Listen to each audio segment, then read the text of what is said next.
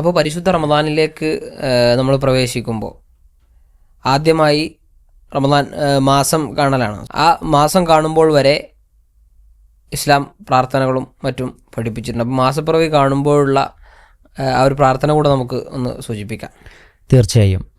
യഥാർത്ഥത്തിൽ മാസപ്പിറവി ഇസ്ലാം മാനദണ്ഡമാക്കിയിട്ടുള്ളത് ചന്ദ്രൻ്റെ ഉദയവും അസ്തമയവും കണക്കാക്കിക്കൊണ്ടാണ്. അറബി മാസങ്ങൾ ചന്ദ്രമാസത്തെ കണക്കാക്കിക്കൊണ്ടാണ് അതിൻ്റെ മാസങ്ങളും വർഷങ്ങളും കണക്കാക്കാറുള്ളത്. അപ്പോൾ ചന്ദ്രൻ പിറവിയെടുക്കുമ്പോൾ ഒരു മാസം അവസാനിച്ച് വീണ്ടും ആ ഒരു മാസപ്പിറവി കാണുമ്പോൾ ഒരു വിശ്വാസിയെ സംബന്ധിച്ചിടത്തോളം ഒരു മാസത്തിൻ്റെ തുടക്കമാണ്. നമ്മൾ പലപ്പോഴും പറയാറുണ്ട്, ഒരു വർഷത്തിൻ്റെ തുടക്കം, ഒരു മാസത്തിൻ്റെ തുടക്കം. അതെല്ലാ ആളുകളും ആഗ്രഹിക്കുന്നതാണ്, നന്മയിലാകണമെന്നുള്ളത്. അതുകൊണ്ട് തന്നെയാണ് ഇസ്ലാം എല്ലാ മാസവും മാസപ്പിറവി കാണുമ്പോൾ ആ മാസപ്പിറവി തൻ്റെ കണ്ണുകൊണ്ട് കണ്ടാൽ അവൻ പ്രാർത്ഥിക്കണമെന്ന്.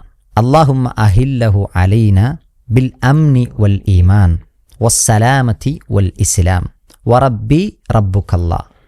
അല്ലാഹുവേ, ഈ മാസം അത് സമാധാനത്തോടെ, നിർഭയത്വത്തോടെ, ഈമാനോടെ, ഇസ്ലാമോടെ ഈ ഒരു മാസത്തിന് തുടക്കം കുറിക്കണം. ഞങ്ങളുടെ മേൽ ഈ മാസപ്പിറവിയിലൂടെ ഞങ്ങൾക്ക് ഈ മാസം എന്ത് നൽകണം? നിർഭയത്വവും സമാധാനവും ഇസ്ലാമും ഈമാനുമെല്ലാം നീ ഞങ്ങൾക്കാക്കി നൽകണേ എന്നാണ്.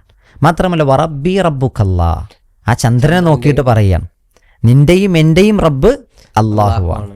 അപ്പം നമുക്ക് മാസം കാണിച്ചു തരാൻ വേണ്ടി അള്ളാഹു സുബ്ഹാനഹു തആല കൊണ്ടുവന്ന ഈ പ്രപഞ്ചത്തിലെ ഏറ്റവും വലിയൊരു പ്രതിഭാസമാണ്, ഒരു ആയത്ത്, ഒരു ദൃഷ്ടാന്തമാണ് ചന്ദ്രൻ.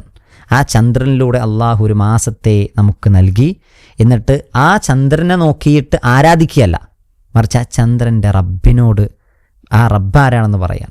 ചന്ദ്രനും അല്ലെങ്കിൽ നീയും നിൻ്റെയും എൻ്റെയും റബ്ബ് അള്ളാഹു ആണെന്ന് പറയുന്നു. സുബ്ഹാനല്ലാഹ്.